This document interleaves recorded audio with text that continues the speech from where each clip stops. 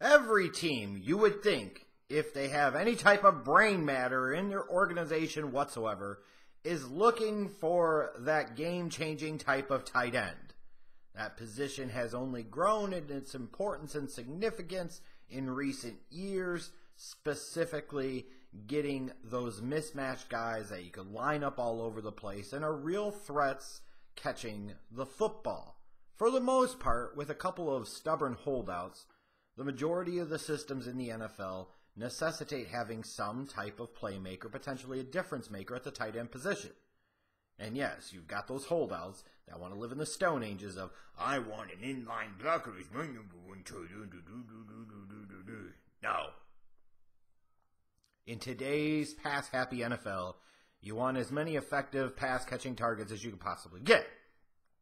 So teams go to the draft to try and find that guy. And one of the guys that they'll be debating about whether or not he could be that type of dude is Dallas Goedert from South Dakota State. He's a guy you've probably heard some about over the course of the past year, as he started to get some buzz even last year, looking ahead to the 2017 season and ahead to the 2018 NFL Draft, as potentially being a guy that could slide into the bottom of the first round and perhaps be the first tight end taken in this draft. Now, I don't expect that to be a reality. I don't think he will be the first tight end taken, nor the second tight end taken, and might not even be the third. But he still has a chance, I believe, to be a decent tight end at the NFL level. What do I like about Dallas Goedert? You talk about a big dude, about 6'4", 255, 260 pounds. So he's got plenty of size that you want out of the tight end position, and huge reach. I think his wingspan is almost 80 inches with 10-inch hands. So he's a big guy. Like, if you draw up a tight end, you want somebody that looks like Dallas Goedert. He's a really good route runner, one of the better route runners in this class at the tight end position. He's got a decent-sized route tree, can run a variety of routes, has the awareness to be able to alter his route, to be able to find the hole in the defense, especially against zone. He's also willing to go over the middle. You'll want a tight end that has some attitude, a tight end that plays with a little bit of fearlessness, if not recklessness, in his game, and Goedert certainly does that. He's pretty good in and out of his breaks for a tight end, so I don't anticipate route running being a major issue for him. He's not a total sloth when it comes to blocking. He's not somebody you want to feature, mind you, as a every down inline blocking tight end, but he shows some willingness to be a blocker. He can be effective at least against linebackers and defensive backs. Defensive linemen, it's a little more hit or miss. I will say he needs to attack and push through his blocks better, but there's at least a body of work that you feel like is solid. And there are skills there that suggest that it could eventually become an asset of his game, especially with his size, his length. He could be a guy that could be a reliable edge blocker for you at the tight end position.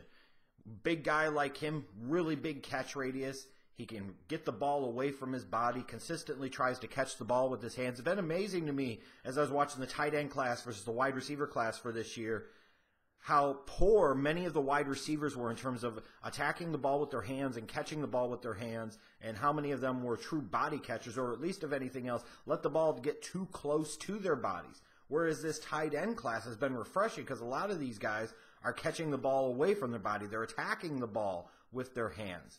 And as a result, in a lot of cases, I feel like they're more reliable catchers of the football than the receivers are, and certainly have bigger catch radiuses, and it's not just because of their height. If a guy's 6'4" and always has to catch the ball like this, then he has no catch radius whatsoever. A guy like Dallas Goedert, who can go up and get the ball at all different angles away from his body, is a guy you envision being able to make some tough throws to, envision being able to utilize as a red zone target, utilize in jump ball situations. He's able to go up and high point the ball, adjust his body to the ball, so he becomes an appealing target in the passing game.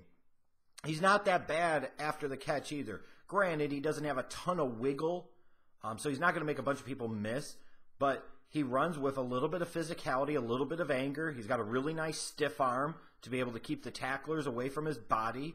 Won't run through a ton of tackles, but does put forth some effort, and he's not that bad in that place. I will say that.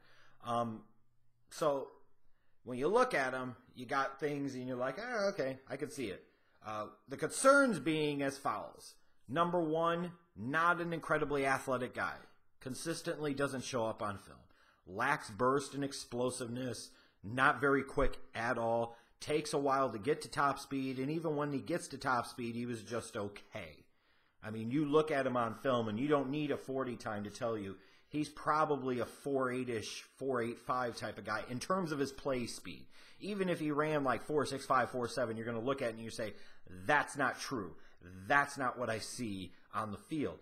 And where I feel like it really impacts him negatively is in his ability to separate. While he is pretty good in and out of his breaks, and he's pretty good in terms of his overall technique as a route runner, and he can use his body and his hands to create that little subtle space, just that overall lack of quickness, speed, burst, athleticism could lead to some problems with him being able to get open, especially against faster outside linebackers and safeties. Or if you want to get nuts, you go with a bigger corner to defend him. He's going to have some trouble there, and it could be an issue at times. Now, I still envision, because of his ability to go out and get the ball, the catch radius that he has at his size, if you put the ball close, he'll still be able to get it, but there could be a situation where you're looking at him and you're saying he's got to make big-time catches in order to make basic catches. He's going to be covered a lot. And you look at him and the way he shows on film and flashes on film, he doesn't really strike you as a true mismatch type of guy. He's a little bit more traditional tight end than freakish athlete. And not saying that those guys can't play. Hell, Jason Witten's going to have a Hall of Fame career, and he was never a spectacular athlete, but he was so fundamentally sound in so many areas that he was able to overcome that. But I am concerned for Dallas Goedert with his ability to separate due to the lack of quickness and speed and overall athleticism that he possesses. Sometimes he will have some bad drops. Now, he catches a lot of balls and makes some great spectacular catches, but you like to be able to rely on him consistently to not have the bad drop here and there, and he does. I don't think his hands are a huge issue, but it is a slight concern. Again, sometimes you nitpick when you talk about these things, but it is a legit question, as is his ability to stay healthy. He had a hamstring injury, took him out of the Senior Bowl, had some different nagging things throughout the course of 2017, and even though he played in every game, played all 14 games for his team, still you wonder if it's always going to be a thing here, a thing there, a thing here, and a thing there. Like he had to leave the New Hampshire game with a lower body injury. You'll wonder if it's always going to be something with him. And like I said, the offseason process, hamstring injury, took him out of the Senior Bowl. He didn't fully work out at the Combine. Sometimes it's just bad luck and timing, and sometimes you're just going to have to learn how to play through that stuff at the NFL level. But I'm sure teams are a little bit concerned, wondering if he's going to be a guy that will sit there and just always have something wrong with him. And looking at him, he did come from a lower level of competition, so that is naturally always going to be a question, especially for a guy like him that doesn't overwhelm you or wow you with his athleticism. So was it just a product of playing against a lower level of competition where people just couldn't match up, or do his skills really translate? I mean, I look back and I say, okay, he played pretty well against TCU in 2016, but he also had some good talent around him. Winicky on the outside at wide receiver. He played in a good program at that level, so did that benefit him? So when I look at him, I'm like, I understand why maybe he's fallen just a little bit in terms of what people think of him. And frankly, he fell just a little bit for me. I've still got a second-round grade on him, and in some ways he does remind me of Zach Ertz, even though Ertz is more athletic. There are other traits, other characteristics that are similar to me.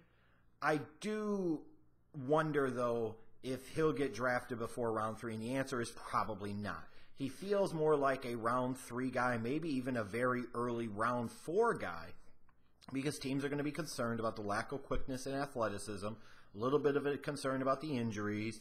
They'll be concerned about his ability to separate and whether or not he's really, truly a mismatch type of guy. Now, like I said, just because he's not a true mismatch type of guy doesn't mean that he can't play in the NFL. It's just there are going to be other tight ends that you can look at that you have more confidence with their ability to cause mismatches, their ability to get separation, and that's going to cause Dallas Goedert to slide probably just a little bit.